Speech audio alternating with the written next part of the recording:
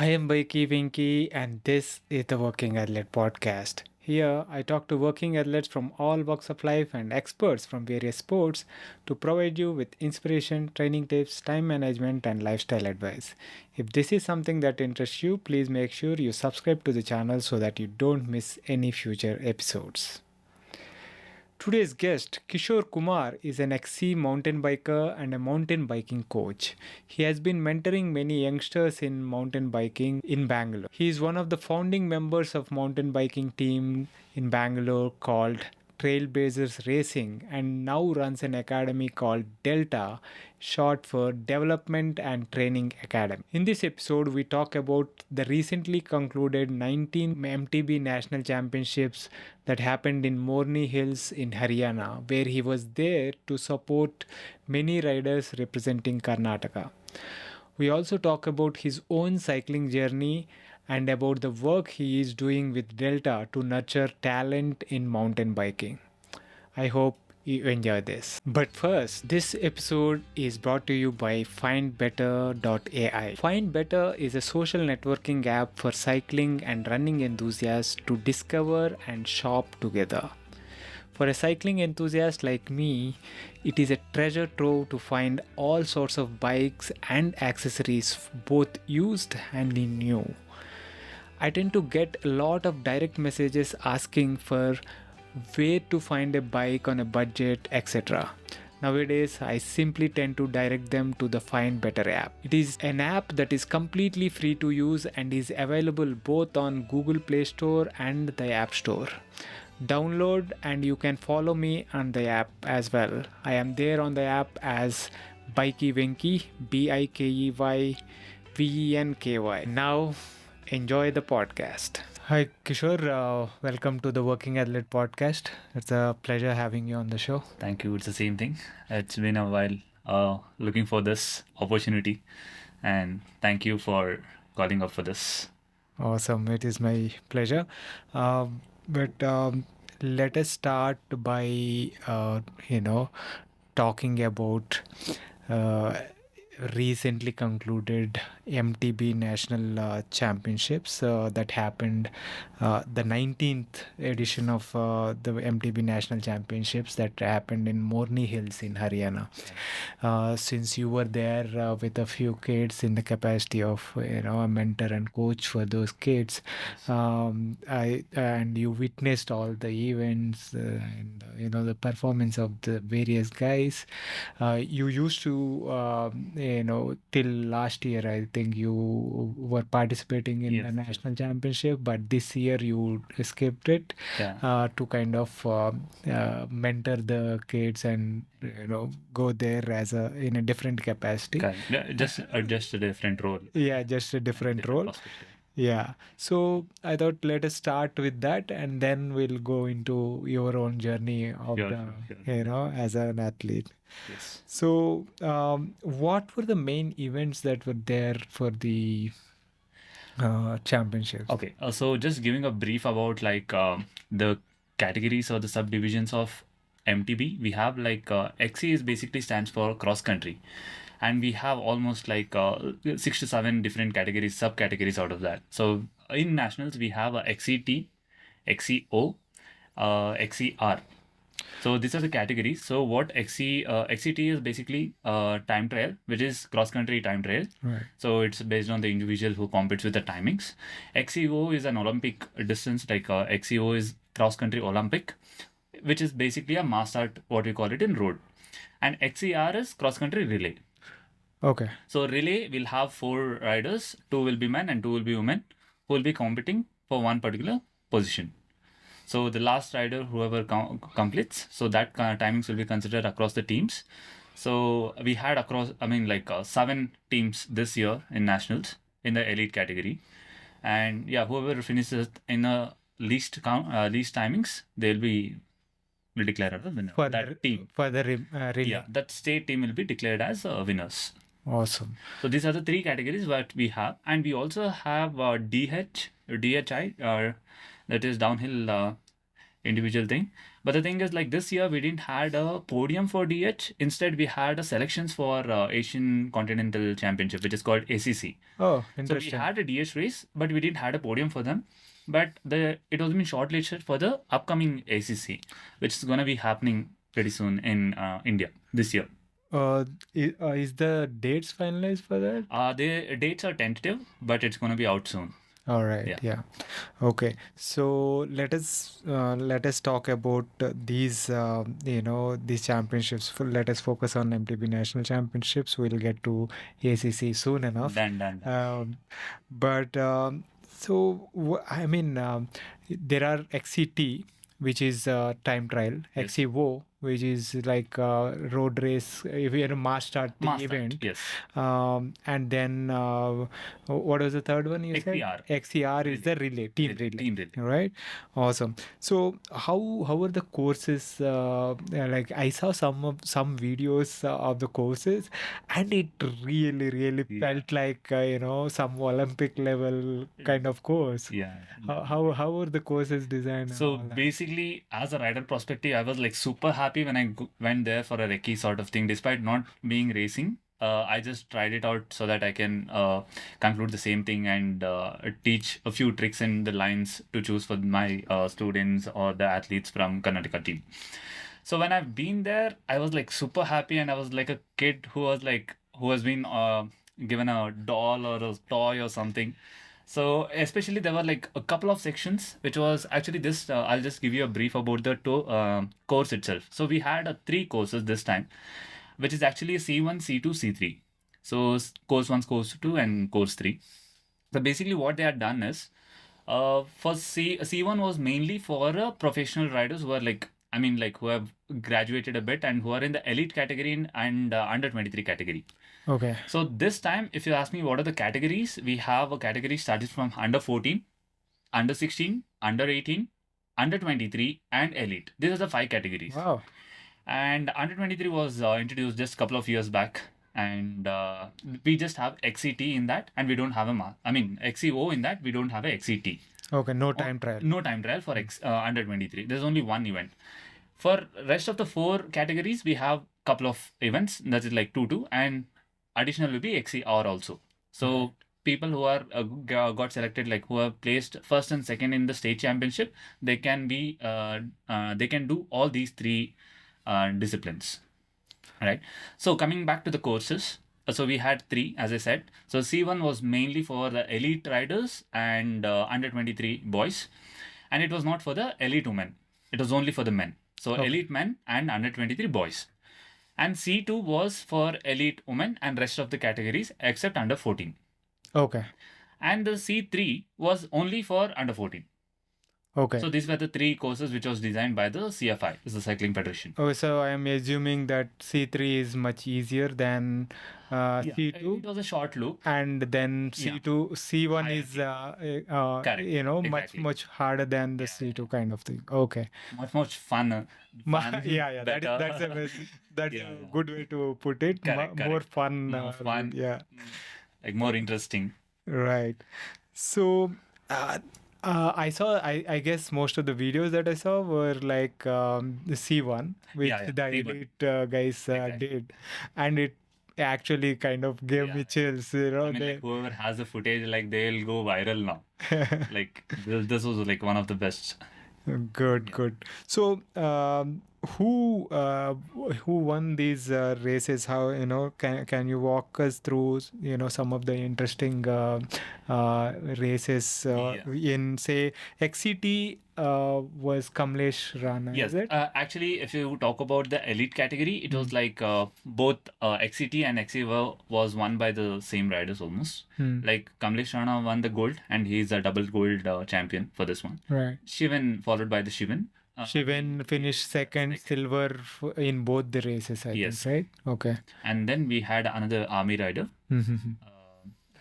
This Ramesh Hade. And Okay. Yeah, he was in the bronze. Right. And then who were the, I mean, how, let us kind of finish the elite races and then Yes. go to, other categories as well. But how did the race, like, time trial is pretty straightforward, I Yeah. would think, go all out on the course Correct, with the correct. technical and all that.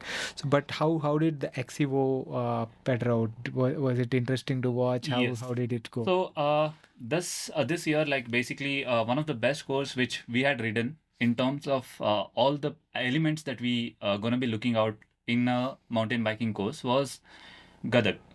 Gadag was like it had everything. Literally, it had a climb, it had a jump, it had a descent, it has a off camber, it had like switchbacks, all the element. But this particular event, the 19th National Mountain Biking Championship, which was held in Moni, was just about the a steep climb.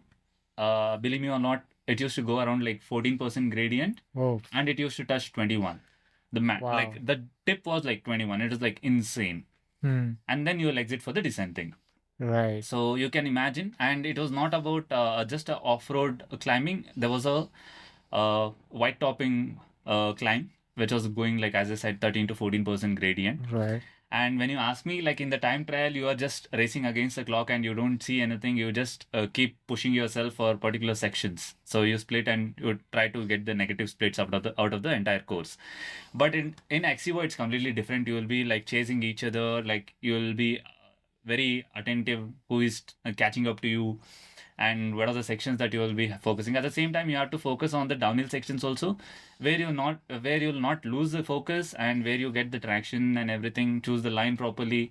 And the other biggest part is like having a traffic in front of you, so you never know. First lap, it's all good because everyone will be pushing and everything. But what happens the first lap itself is like the last 70 to 60% of the crowd will get caught with the traffic. So Right. only the top riders who are say around like the top 10 riders will have a decent lineup because they know their pace. Everyone will be at the same pacing, and everyone knows the line they're choosing and everything. But the rest of the riders will be like it's very tricky because you never know the riders coming from, what the skill set are, what the line they're gonna be choosing, all these things. So there's a lot of parameters that to think about in the first lap itself. And from the second lap, it's going to be like a bit easier to judge who is there in front of you, who is going to be catching up. And you can place yourself well and you can choose whom to tackle, right? So, yeah, talking about this, we had like 6 laps of race. So, And what was the distance of the course?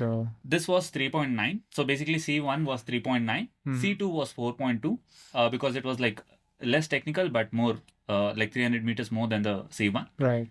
And the difference was like pretty huge in terms of like the skill sets what you're gonna be carrying. Mm. So that was like really damn cool. And I would like to thank Pinaki sir from CFI. Like he was the man behind just approving this particular section. I was like super happy. And yes, so second lap, this is what happens, right? So always in this XEVO, like you said, the start is going to be really, really, really fast, right? Yes, yes. Because they want to kind of establish the positions, make sure that they are ahead.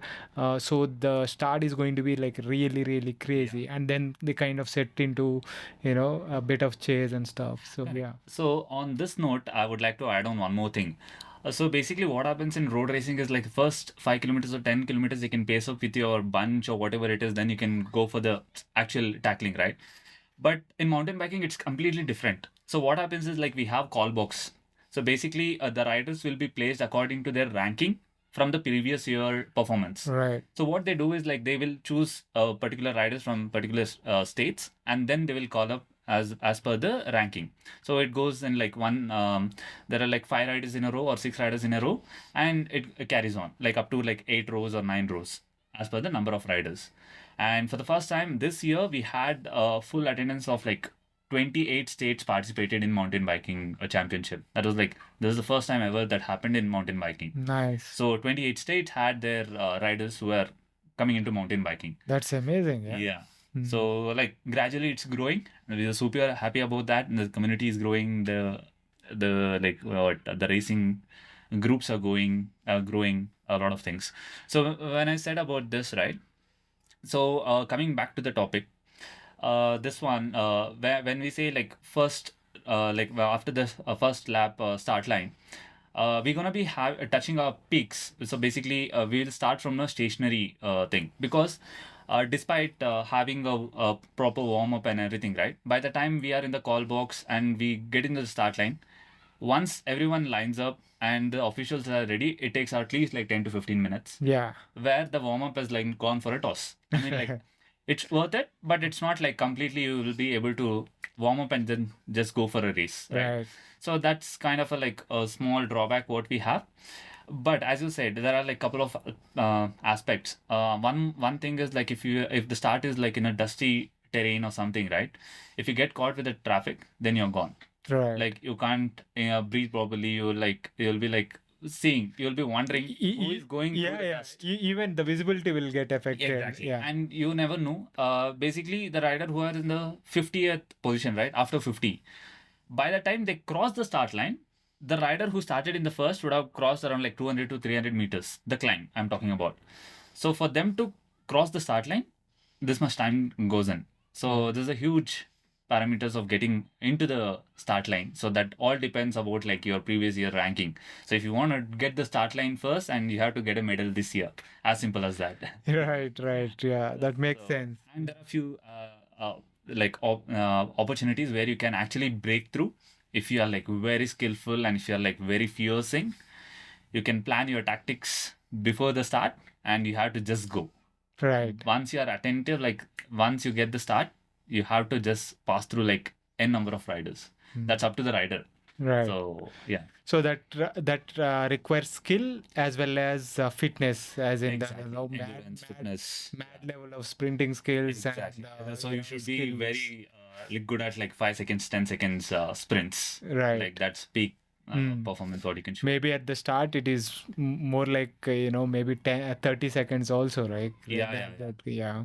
So excellent. So coming to the elite event. Yes. So how did the kind of competition go between the top players, and how Yeah, did it was pretty decent. There was no much of a juggling because there was a decent gap between the second and third rider. So only the first two were sticking together, especially Rana and Shivan. So they were like, Shivan actually, I think he was leading for a couple of laps in the first 3 laps or something. Then Rana came in. Then again, fifth lap, Shivan was leading. And the sixth lap, like Rana was leading. So there was only like they were sticking together. It's not much of a difference, hardly like 10 to 15 seconds probably.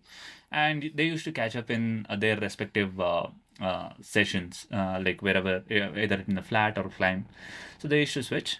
And the rest were like they're doing their own Right. ITT sort of Yeah. thing. There was like, and I think in the top 10, Devinder, Vijay, they were sticking together. I mean, like the distance was there. And behind them, we had Firoz from Trailblazers. Right. And there was one more rider from Junaid from Kerala. So they were all actually doing pretty well. But unfortunately, talking about the Trailblazer itself, like like in the first lap, after first lap, like Firoz had a flat or something. So he had to just be quick and getting the CO2 cartridge and fill it up and complete the rest of the race. But despite all those things, like he did manage to race and finish top 10. That's So there was like one, So there's one Junaid, as I said, right? These were the two riders who were representing Kerala. Okay. So yeah, it was pretty good. The top 10 riders were pretty good. Nice. So, and then how many riders were there from Kerala, and how did it go for Kerala? See, I mean, every state, Karnataka. yeah. I mean, So every state has a slot of choosing 6 riders. But this year we had only 4 elite riders because we didn't had a lot of other elite riders. Especially I was not there. yeah. Just put it in that way. And yeah, there are a lot of parameters. Like every year we can't expect the same riders to come in also, right? So this year we had only 4 riders, and Denil was one of them. like in the elite. So Right. Dylan was from Trailblazers. He was representing after taking a break for like 3 to 4 years. Right. So this is one thing, and we had a short of like 2 more riders in elite. So the 6 riders can be taken part in the nationals From each state? from each state. Okay. And out of 6, only 2 will be selected for the XCT, the time trial event.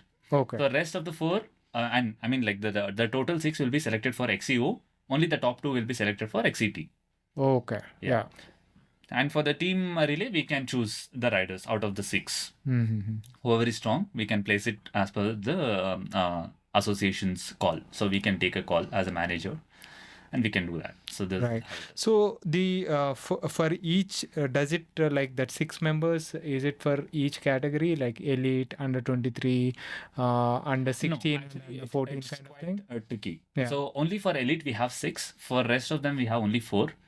And there are few categories. Only 3 will be selected for like especially under 14, under 16. There'll be Okay. like 3 riders. But based on if we have like very well performing riders, we can slightly request for the association saying that we can actually send 4 riders. Okay. So only in elite we have 6 riders. Other categories is only like 4. Okay. So what were the best results for Karnataka riders in this MTB nationals? So actually, this was like honestly speaking, we didn't had much of medals this year compared to the last. I mean, like 16th and 17th mountain biking championship, then the 18th and the 19th one. So we were the overall runner-up this year and the previous year. So the first winner trophy goes to Maharashtra team. That was the same thing for the last year as well. So this year also they only took the winner trophy for the overall. So as per the medal tallies, we were second. Okay. Yeah. So it is not. I think Vaishak did well. Vaishak did it in under 23.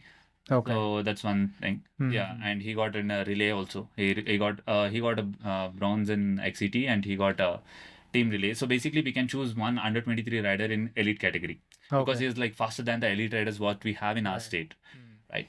So that was one thing. So he got 1 medal in XCR and 1 medal in XCT. Okay. Yeah, I think, I mean, I am a little surprised that he's still in under 23 because I've been seeing him for a long time because he's been racing from like 14, 15 or something like that. And he does well even on road. Yeah. So Correct. he's an He just excellent finished rider. HCL race and they just came to Morini. Okay. From Delhi. Yeah. He does And well the everywhere. interesting part here is you just have to notice that there are like between every categories, right? We have only 2 years. But if you notice, from 18 to 23, we have 5 years. Right. Yeah. Right? Yeah. That's one thing which is like quite interesting.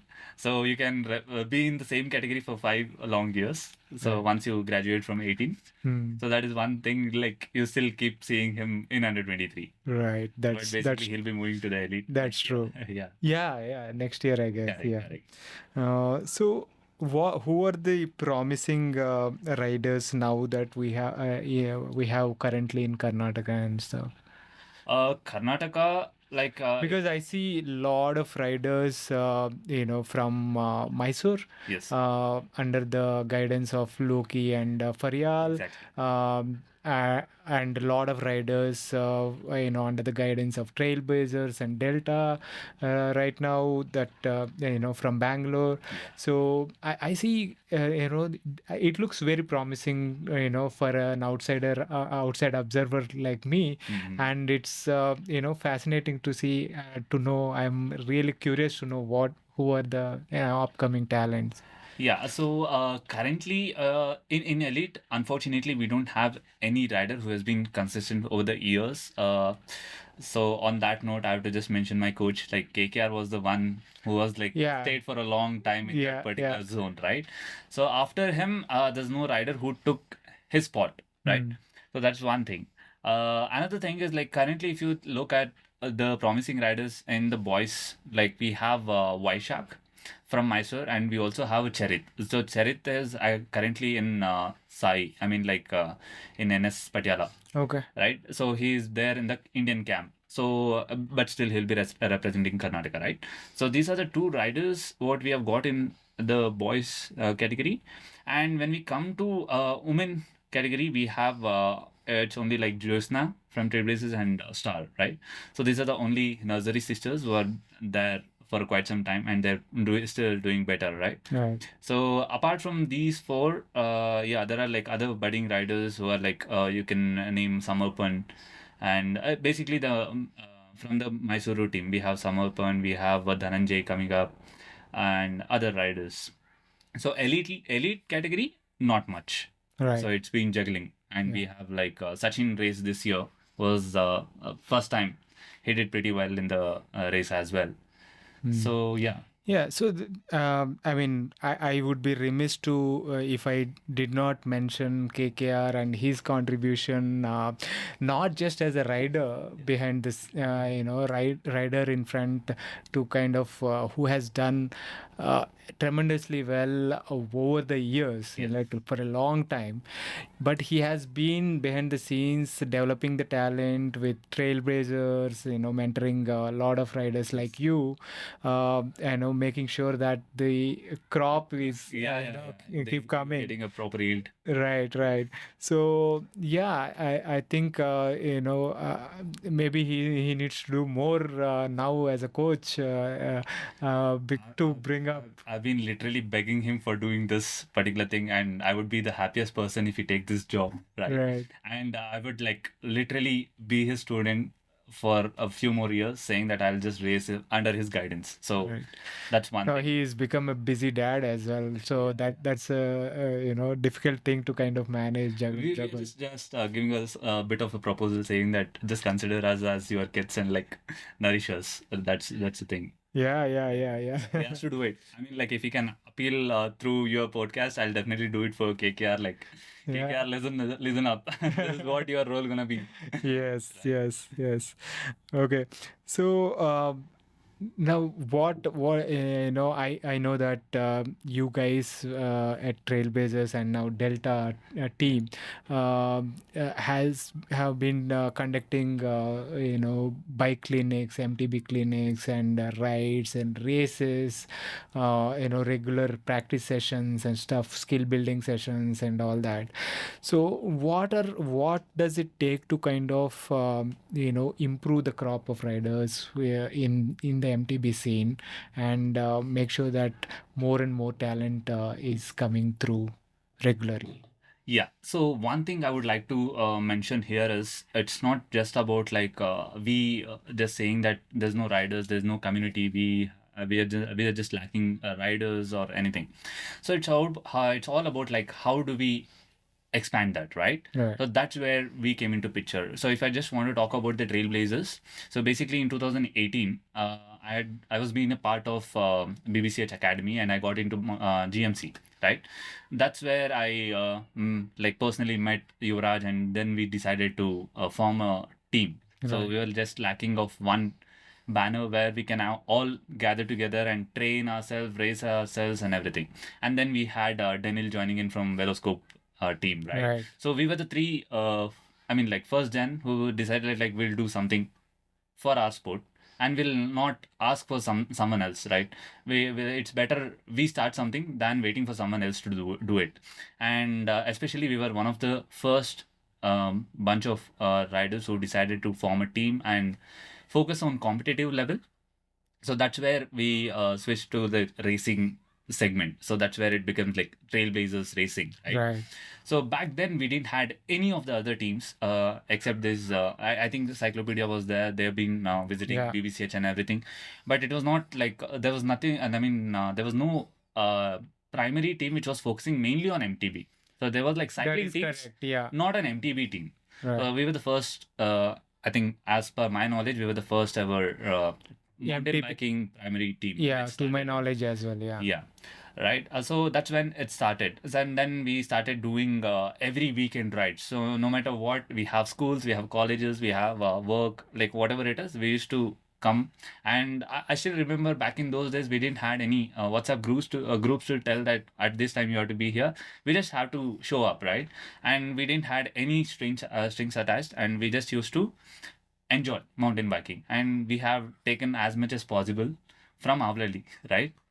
So that's been one of the best home ground for us in terms of all the aspects of training, racing, skill sessions, and weekend outings. It's been everything, right? So that's where the Trailblazers came into picture. And when you ask about like what can we do about it, exactly the same thing, which motivated me to get into like form another team to focus on amateur riders and the new beginners, which I started with the Delta. So Delta is basically Development and Training Academy. So that's the abbreviation, right? Nice. So the main for I mean the main intention of forming Delta was very clear. So when we started a Trailblazer Racing, it became like completely focusing on professional level, right? So we used to focus on BBCH races, we used to focus on the B races and like A races, and then we used to focus mainly on the national championships. Right. Then I just tried us like what just happened, like where did we lose that motto of nurturing the amateur riders? That's where we started, right? We were amateur riders, and then with the guidance of KKR, we moved into like pro Right. Yeah. category. Then I just switched back, moved back, set back a bit, and then we just decided, okay, let's nourish the young athletes, right? So if you ask me, I started at the age of like 20 years. 19 I picked up cycle and just got into races, right? So then I decided like let's stick to our motto, let's stick to our roots, and then we'll focus on the nurturing part, right? So that's when it came into picture. And also I was like a slightly off from racing post COVID. Then I decided like rather than saying that I'm not able to race and do such things, instead of training myself, I'll do one thing, that I'll just nourish the young riders. Right. So that's when the Delta happened. And Delta, it's been like last year I started, and we have a pretty decent number of riders. So the focus is to get more of under 12 riders who can be nourished for the next 2 years, and then get into under 14. Right. So, and another thing here, I would like to thank the CFI, the federation, and all the officials there. We were being lucky to get a special entry for young riders, couple of young riders, especially we have Nannu, Nitila Das, Nandu is Nandan Das. These riders were getting an opportunity to ride despite being underaged. So there's a rule in CFI that saying that if a rider is under 12 years, he won't be eligible to get a license and racing, right? So most of the parents will be asking me the same question like, from when can my kid start racing? So this is all for those parents, the information saying that like if your kid, I mean like if you are interested in getting your kid to a national level, then your kid should be like 12 years of 12 age. above. Yeah. And hopefully with all the efforts what we are doing from Delta, if a CFI comes up and says like, okay, we'll also give a chance for the under 12 riders, then we'll have bunch of riders who will be mainly representing from Karnataka. I think it will be filled. The category will be filled. Those many Right. riders we have. It's just that we are just in the tip of the knocking doors. So once it opens up, yeah. And there are other parameters also. Like we can't just say that they have to let under 12 riders race. We should also make sure like we are giving a better guidance for them to race. Like Right. they're like very like beginners. I mean, like they have to be very careful about their falling or their mental abilities, their choice of making racing things, right? So a lot of parameters. So now we have been doing pretty well, especially in Karnataka. I mean, like in Bangalore in specific. So there are riders who are starting like from the age of 6. So they have a Very long nice. Very way. nice. Yeah. So I particularly have a couple of riders who are like in the age of 6, 7 years. They have been like tremendous. And one more thing is like I was super happy that we have one more kid for just for your information, like who is 2 years. And if you see him descending in Avalali, right, the sections of like 10 to 20 meters, you will fall in love, I'll say. Wow. Okay, it's just 2 years who is riding his balancing bike, and that's what keeps us motivated. And these 6 year kids are put to shame looking at him, and then they start like racing. I mean, like riding the same section, right? So it's all about like we presenting a platform and just leave it to kids, they'll pick it up from there. Right. Until and unless we are not restricting for any parameters, like if you are scared, if the parents are scared thinking about the kids fall and everything, it's not going to happen. You just let them put them in the playground, they'll play for their themselves, Yeah. right? Yeah. No, that is amazing. That is the age to kind of, and it is a safe environment, relatively. Like it is not like they are out on the road, Exactly. right? This is a safe environment where on the trail where there are no vehicles, Yeah. no this thing, and it is like you were saying, it is a playground for them to kind Exactly. of, gain skills, have fun, and it is, I mean, even we as adults become kids when we get on an MTB and on a single track, right? True, true. So that is, I mean, that is the best fun one can have on a bike, in my view, at least. And if for the kids, it is brilliant as well. Yeah, So I'm really, happy to see the, work that you are doing with Delta, with, nurturing the young talent. And I see that a lot of work is also going on, from in Mysore, from Cyclopedia team, yes, and, yes. under the ages of Loki. Loki and Faryal. But I would really, really encourage any parents who are uh, interested in getting their kids on a bike. I get in touch with Kishore and the I'll be Delta like team. super happy. Yeah. It will be amazing. But let us take a step back right now and talk about, how you got into cycling and how your journey started. Yeah. So basically, it was like the chapter of cycling as a sport for me was never there in my books. Okay. So if I talk about myself, I had put in so many different art forms, because my mom used to love seeing me in every aspects. Okay, except cycling Right. in specific. Okay, so what happened was I was into I used to be I used to practice yoga. I used to be a portrait drawing artist. Wow. I used to do vocal singing practice by through like Hamsare Kasas in Kannada thing. Wow. And I used to have this abacus classes. I used to be a Bharatanatyam dancer. Dude. I was put up in skating, and a lot of other stuffs. So my mom literally wanted me to try everything except cycling because she had a fear of falling. Okay. But my mom still, she was a kid who loves to get on the saddle and ride anytime, right? So that was a very interesting part of my life because which like that's what happens, right? So it doesn't depend on like what parents are willing to. It's all about like what kids will choose in their life, right? So I was like super what do you say super scared about getting into cycling because that was the one thing which my mom never wanted me to see in, and I ended up in cycling, right? So usually I started like as any other kid. I started with my tricycle, then the balancing bike, then getting into gear cycles, not the MTBs, we call it as a gear cycle, right? So I had Hercules Wow. Hmm. So that was like one of the best cycle, and I used to be the hero in the school level in seventh standard. So I had a rabbit. I still remember the cycle. I had a rabbit tied up on the handlebar, and I used to go to my school every day on that.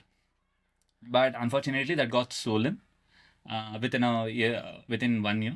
And then I switched to there was no cycles for me. Then I entered a PUC. So in my PU, my mom got me another cycle, which was a Hero Hawk, Hmm. which was a race cycle. Yeah, my Yeah. first cycle was Hero Yes. Hawk. Yeah. That was like I still remember the days when I chose the grippers, got a new grippers than the default ones, and I had a pump and everything. So unfortunately, what happened was like I bought a cycle on Sunday evening around like 7 o'clock, and it was stolen by 5 o'clock next day. That was the worst ever thing that could happen for me. And I said like no cycling in my life ever until and unless I go for a job, earn, and I decide to get one. Right? I was like super disappointed and like depressed. I didn't go for a college like for 2 days and everything. But when that happened, the first thing I just called up my mom, said that this is what happened. And the response what I got was like, she didn't even tell a single word. She said like, the food is getting cold at home, come for dinner as soon as possible. And I was like with I had left with no words, because like sometimes if you get scoldings, right, then you feel like, okay, they know it, they scolded, and the chapter is done. When you don't get a scolding, then you don't know what's going to happen at home, right? So that was my it's not like a short story about how it started. And then what happened was, I was entering engineering, so I was into mechanical engineering. And one fine day, like I had to travel from Rajaji Nagar to Sarjapur Road. So my college is in Sarjapur Road. So it was one way around 30 kilometers. So just before entering, getting into the college life, the degree life, I got a Firefox cycle from Giant Pro Bikes. So I first got it from Giant Pro Bikes, which was there in Mantri Mall back then. So after that, the store is shut, and then I was going to Jayanagar for services and everything. Right. So that's where I picked up one of the expensive top of the line bike in India from Firefox, which was worth like 27,000. Right. That was like expensive as per my knowledge. And I was like crazy. I was thinking like 27,000 is a big amount for cycling, right? So before that, what happened was, had visited this pro bikes in Indranagar. I had no clue what it was. I was just a random kid walking through the lanes. I just saw there was like a couple of demo bikes which was there in the stands, right? So I took one bike for a spin and I came off, and I didn't even had a courage to check the price of that, because I had already lost a Hero Hawk, right? Right. Then I didn't even bother of asking what model it is, what bike, what make it is, and what's the price and everything. So that when I bought this Firefox, right, that's where I started deciding like I'll commute on the bike rather than choosing the college bus. So that's how it started. And one fine day, I saw this one of the legendary cyclists. That was none other than KKR. Right. For my knowledge, he was like the racer, right? So I met him on August 15th, 2016. So that was for a casual ride in Kaban Park, which was organized by Giant Pro Bikes. Right. So that's where it started. And then I met him. I saw him when coming with the normal shorts and t-shirts, but his bike was something fascinating to look at. And he had cleats. I don't know what it was back then. He had different shoes, and the way he was holding, the way the brakes were working, the big chain rings and the cassettes. So all these fascinating aspects, right? So that's where it started. Once the event got over, the ride on that particular Independence Day ride got over, KKR said me like, okay, if you're interested, just check out this BBCH, which gonna be happening in the coming weeks. Right. So as soon as I came to home, we didn't have a smartphone back then. I mean, like I had Lumia, but without internet, right? And no Wi-Fi at home. We used to have that MB limits and everything. Right. Then next morning, I woke up and I saw like what is BBCH and everything. And then there was like quite what do you say, unique names. I didn't know what is elite. I didn't know what was amateur. I didn't know what was like other categories, and there were like a couple of team names, right? So it was everything was new for me. And the first and foremost thing, I didn't know that there's a mountain biking races happening in Bangalore, right? So that was the first thing which struck me up, saying that yes, this is one thing which I want to try it out. Right. So that was in Avati, and I rode all the way from Rajajinagar to Nandi Hills, the bay. I mean, The like to Avati, Avati yeah, Hills, near Nandi towards Hills. the Yeah. Nandi. Yeah, and I rode back after the race. So there was like a couple of things which strike me up was. Usually KKR gave me a heads up saying that if you reach out to Hebbar or something, you'll see flybys. So you can ask, like you can pitch in their car or something. But we didn't had any logistic supports back then. So I decided like I'll wake up, I'll ride all the way, and I went there. I reached out. I was like super excited about like seeing the race, because it was everything was first, right? And to meet KKR especially. I went there, I saw the race. I was in amateur category. By reading all the description, I enrolled myself and everything. The race got over, and there's a podium ceremony. I don't see KKR. So the reason behind that was like he was not waiting for the podium. He, as soon as he finished the race, he went back home because he had some other commitments. Right. Then I was thinking like, what a mad guy who has raced all. I mean, like who has won the gold medal back then in the elite category, and he's not there for the podium. Like, who can do this, right? I was like kind of frustrated with that particular man, saying that you're racing for a medal and you're not. I mean, like you are ignoring a medal. What kind of a rider are you? Back then I didn't know anything, right? And I was also had a frustration saying that I came all the way to look at this particular rider, how he races and how he comes to the podium with that particular bike, but he never showed up, and I was like in the blank, right? So while coming back, I was almost about to bonk, and I stopped after this toll in A to B and had some breakfast and then headed back. This was my first ever race for my experience. In 2016. 2016. Hmm. Right. So after that, like I did a couple of races. Like when I was in college itself, I got into there was one more track in Sarjapur. So the Sarjapur Road, I raced my second my event, and there I got a bronze medal in amateur category. Right. And I just lost silver medal to Ramesh sir, if you remember. I don't know. Ramesh sir used to be like a veteran rider back then, and he used to come in Isuzu D-Max like in those days in Right. 2016. So I just lost him just before the sprint. I didn't know what was sprint about. So he was just sitting behind me and he just crossed the finish line.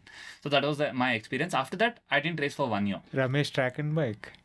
No, he was he had a business of electronics and things. Okay, okay.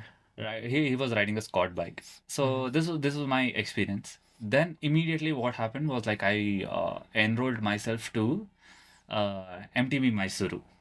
So that is where it all started, like to explore places and everything. It was quite interesting. There's a short story. Like when I enrolled for this, it was on February 26th in 2017, right? And what exactly happened was like I was thinking it was January 26th on a Republic Day, and I ended on January 26th. Okay. And I went to the bib collection spot. It was in Ambari Suits. And I went there thinking that I'm the first. Basically, I was the first participant to register in that particular event. And I was the first person to reach out to the bib collection also. I went there in the reception. I asked, like, there was supposed to be an event. There's a bib collection. Where am I supposed to collect it? Then they said, like, there's no event happening as such in Mysore. Right. I was like clueless. Then I picked up my phone and rang up to Farial. Then I said like, hey, look up, I'm here from Bangalore. I just want to collect the bibs. So could you share me the location? She said like, what bibs? What exactly you want? Right. Then I said like, no, there's a race happening tomorrow, right? I need to collect my bib. Then she said like, no, it is supposed to be on February 26th, right? So that's how excited I was to go to Mysore for a racing. So I was like super excited. Then okay, You then missed the month. entire month. I'm like the thing which struck me was like the Republic Day. So I was thinking it is on the Republic Day because I started my journey from Independence Day, right? Right. So I ended up on Republic Day. Then this is what happened, and I raced in MTB Mysuru. So from there, my journey started. I mean, like it was back-to-back races, and then I got into racing.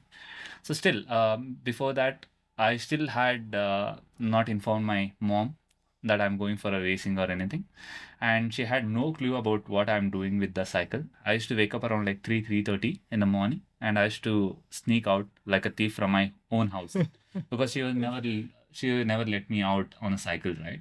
Despite being a degree student, you can imagine sneaking through like from the house. So that was something different. So coming to your racing career search, when was your first nationals competition, and how was the journey there? So basically, the 17th MTB National Championship was my first thing, which happened in Gadag, right? So before that, I never got a chance because I didn't break through with the state clearance. Right. And there was one more opportunity in like before that, which I didn't clear, and I was like, I had a DNF because Basically the selections. selections. Right? So after that, we didn't get through, and that Gadag was my first ever nationals. And luckily, thing is like I experienced hostel life in Gadag. So we had a camp for 15 days. Because it was happening in home ground, basically in Karnataka. So Karnataka Association had put up a camp, so where we went around like 15 days prior the racing. So we were there in the sports hostel, and the entire 15 days was like just wake up, go, train, come back. That was the only agenda for 15 days. And since I'm a proper Bangalorean, I didn't had an opportunity to get into hostel sort of thing. So that's where I Experienced experienced the hostel life. hostel life. Yeah. Like taking a plate and going to the kitchen, the dining area, getting the chapatis, and all these things. That was my first ever national debut. And there I finished 10th place, like top 10. So Right. that was my best performance as per my thing. Because before that, what happened was I had a big barrier saying that, am I capable of racing in the nationals? So that barrier was broken once I had been to Ladakh. So Ladakh, I had been for a Ultimate Ladakh Challenge, which was organized by the Ladakh Police Department. So that was a national event, which was like where we can experience all the top riders. Before getting to that, I had already experienced the national sort of level in MTB Kerala. So MTB Kerala was the first step where I got an exposure towards the national riders, and then the Ladakh one. Right. So I raced twice in MTB Kerala and once in Ladakh. So when I went to MTB Kerala, the experience was quite uneven because I was pulled out one lap before the finish line. So there's the 80% rule. If anybody doesn't know what is 80% rule, is like if the lead rider is crossing the finish line. So for example, at 10 minutes, so another 80% will be given as a bonus. Like within 18 minutes, you are supposed to clear the finish line, Okay. so that you are not like left behind the top riders, right? So that was the 80% rule. And So this is you need not get lap bigger. You need yeah, not you are get not supposed lapped. to get lapped Okay. from the top rider. Right. So if you are about to get lapped, you will be out of the course. That's as simple as Okay. that. So even if you get lapped, you will be out of the course. Yeah. And even if you cannot finish, you don't get lapped, but you are you cannot Almost, finish. if the officials notice that the fast rider is yet to come, like about to come behind you, then you will be out of the course. Okay. So just making sure like we are making the way clear for them, and it doesn't make sense for the riders to catch up the distance, right? Right. So once you see like there's the rider who is overlapping, then the game is over there. Right. So they only, like it only makes sense for the top 5 or top 10 riders to finish To the race. finish the race, yeah. That is what it is. And when I went to Ladakh, I finished around like 21 position, and that was like a beautiful memories what I have about cycling. And so there also we stayed around like 15 days, and from Trailblazers we had Firoz as my companion. So we went there, a whole new experience, acclimatization, and everything. So that's where. What was the event? How long was the So it distance? was a And all that? 5 days stage race. So basically, the entire perspective what we had about the event was different. So we were expecting something off-road terrains with that lovely landscapes, right? But we ended up racing on a tarmac. Okay. The reason was simple. Like we had stage races which used to cover around like 60 to 80 kilometers per day, and that can't be done on a Track, off-road yeah, terrain, and that needs a different set of race directors, course planners, and everything, right? And it was a 5 days event, 4 days in a row, and one race day, and a fifth day was the last one. So compiling all these results, you'll get a leaderboard accordingly. So this is what happened, and it went, and I experienced Taglangla and Kardungla, which was one of the which was not in my bucket list. Yeah. Just for your information, like I had no clue that I'll be ending up on a cycle for a race in Ladakh. It is on my bucket list though. I need to do that. Yeah. We'll do it together. So the first, what do you say, criteria is to get on a MTB. Yeah, of course. Not a road bike, Yeah, no. yeah, yeah. No, no, I'm just kidding. So Yeah. because I saw you only in GMC riding an MTB. After that, I've never seen you on MTBs. No, I used to, when I first came to Bangalore back in 2000, end of 2010, 2011, I used to ride trails. I used to go to, all these Sarjapur trails Mm-hmm. and Turahali forest, Yeah, I down wish we had a hills. Turali Uh, by now. I know all these. I used to ride all the way there, like 30 kilometers to get there. Then do a 2 3 loops of 5 kilometer trail, and then come down and ride back through the traffic. I mean, it wasn't as bad as now, the Correct, correct. I traffic, agree. Yeah. but that I used to have a lot of fun, riding MTBs, because my introduction to MTB was when I was in Vermont for an year, and that is when I got introduced to actually riding a proper single track in Mm-hmm. Vermont. It was beautiful tracks, and we used to go out in the lunch break, Okay. because that is the only time Time you where get you can explore. actually, the Yeah. weather permits. Yeah. Ah, okay. And yeah, I mean, now I'm actually in GMC I rode, and it all brought back those memories, Memories. because True, true, true. there were some single tracks in Yeah, GMC as well. So truly. and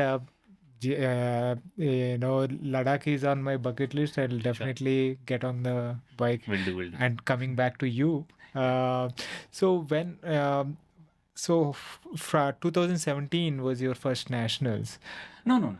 Oh, 2020. I mean, like during the COVID, when I went to this Ladakh after coming from Ladakh into 21, I had a nationals. 20, I went to in the during the COVID, I'd been to Ladakh. oh, okay, okay, Yeah. okay. So after coming back from Ladakh, Ladakh, I got a you went. confidence saying that I'm actually capable of competing in nationals. Mm-hmm. So that's where I was telling, right? There was a barrier saying that am I eligible to get into nationals? Yeah, That was yeah. the barrier which was broken in Ladakh. Mm. Because I just imagined like if I can ride with national riders and complete the entire course, I mean the entire stages, then definitely I can go for it, right? Right. So I didn't had any second doubt thoughts about it. Then I said like I gave my best and I got into nationals Hmm. with all the confidence, right? Right. So that's what I would also tell a couple of viewers that who is looking at one particular goal, right? It's not about just sticking to that particular goal without going throughout the races, right? Right. So people, for example, they might be if someone is focusing on nationals, they think like okay, BBCH might not be the place to race, and especially who are there in the north, right? So they think like when there's a nationals happening, we'll go to south. So that's a different perspective altogether when from my point of view. So when I say that, if I would have sat at home saying that Ladakh is not my cup of tea and like I don't see myself anywhere in that particular stage races, and thanks to my coach back then, like who insisted me to just have an exposure, and sometimes you have to like be very broad-minded, saying that accepting all the suggestions what you get. So when KKR said like yeah you have to go for this at least for your exposure and the experience what you get riding in that high altitude, so I just ended up there, and that's what made me a strong mentally, right? So that's what happens. So you don't have to just focus on one particular event. Start experiencing all like different terrains, different regions, and different landscapes, different weathers. Get used to everything. You never know. For example, this nationals was supposed to happen in Kerala. Right. All of a sudden, it moved to Panchkula. So Hmm. if you are that kind of a person who has not got an exposure in the north, saying that you are not getting used to the food, to the weather, to the terrain of the region, so that doesn't work out for you, even if you are training for years together, right? So exposure is very important and it plays a crucial role. And you will also get to know about your competition, your level of riding buddies, and few things which you will be learning riding with them. A lot of things. Right. Yeah. So you took part in 2021 nationals, 2020. Yeah. 2020 nationals, Yes. and then 2021. No, I didn't take part. Mm-hmm. Okay. So what was the reason behind this gap that you were, from your So own this thing? yeah, so basically, once the COVID was done, right? So it was a huge gap of like 2 years in terms of like financial things, your like daily routines, Mm. your regular things, and after your graduation, what you're gonna be doing, what's your goals, what's your career, what's your profession, what you're gonna be choosing. All these parameters comes into picture, and especially after COVID, everything was in a different angle, right? Mm. We couldn't choose on one particular thing. So keeping that into consideration, I was not able to. And another thing was like when you're progressing, right? So you'll have a different level of expenses and different level of thought process, Mm. where you'll be traveling, what you'll be doing, all these things. So a lot of key roles, right? So that's what happened. And after my nationals, I just sold my bike, thinking that okay, I'll probably get to a road carbon bike and excel, but which didn't happen as of now. So still, I have that dream of getting a carbon bike and getting back to the racing.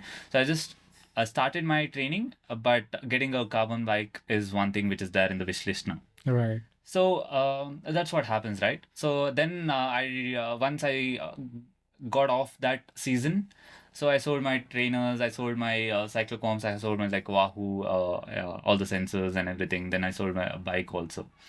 Then later part, I thought like, did I just mess up, right? Mm. So at that particular moment, we think like, okay, we'll opt for something else and we'll just get rid of this. But that didn't happen the way I wanted. And then I said like, nothing happened. So back then, coming to the support system, right? I was like super lucky to have Mr. Padmanabhan. Mm. So he was the first person like who lent me a carbon bike, the Specialized Epic. So basically, I was a Specialized fan. Mm. So he lent me a Specialized bike which I had seen in GMC in 2018 in my first GMC. Mm. So back then when I mean like when I got to know that there's a bike. So when I didn't had a bike because of there's like some technical issue and I had to import the brakes. So before that, I had a race coming up in Coimbatore, the MVS one. So he directly said like, oh, hey, look up, like there's my bike lying in my room. Why don't you take it and go for a racing, right?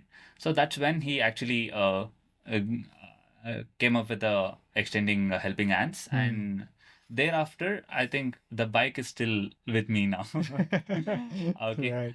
So you like that's one beautiful thing what I've been loving in the community of cycling. Mm. So it's not about the support; it's about the people who are ready to support. Mm. So and it's a beautiful community Right. altogether. Yeah. And you show up like early mornings on Sunday when everyone are sleeping, and you would go on your own trails or road rides, whatever it is. The entire atmosphere is different. Mm. So when I got that bike, I was like kind of pulling my myself back, saying that should I race in my alloy bike? Mm.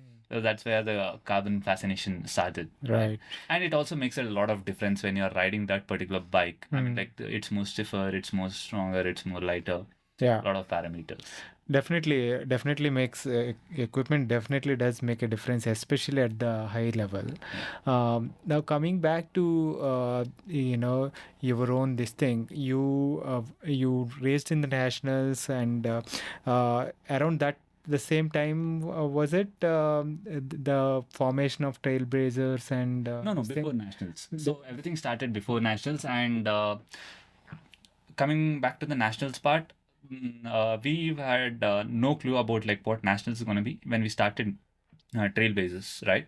So Trailblazers was started by a group of amateur riders, not the pro ones. Mm.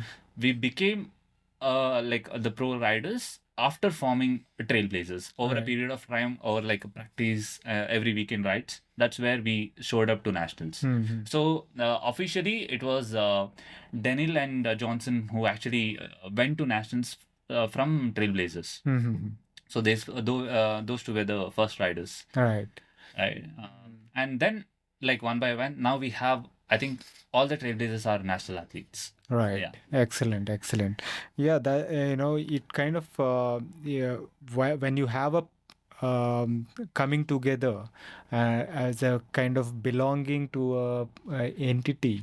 And you created a tribe of sorts with trailblazers, where with like-minded people who wants to show up on every day on a trail, and improve themselves, and probably graduate to a level where they are able to compete at national level and maybe beyond over a period of time. And that kind of also now translated into creating another academy of sorts with the Delta. Yeah, what was the full form again? You said? Development and Training Academy. Development and Training Academy. So now you are kind of helping, mentoring a lot of young athletes with their skills and development on the MTB arena, right? So all the very best with that. Yeah. And what are the kind of what are your plans ahead in terms of your own? Are you going to come back to racing? Yeah, And, definitely. There's no second thought about it. I just want to, like, especially after seeing this particular terrain, right, in Panchkula, I was like super regretting. Like, why did I miss this year's nationals? I Right. should have trained myself. I should have got on my saddle and showed up here, right?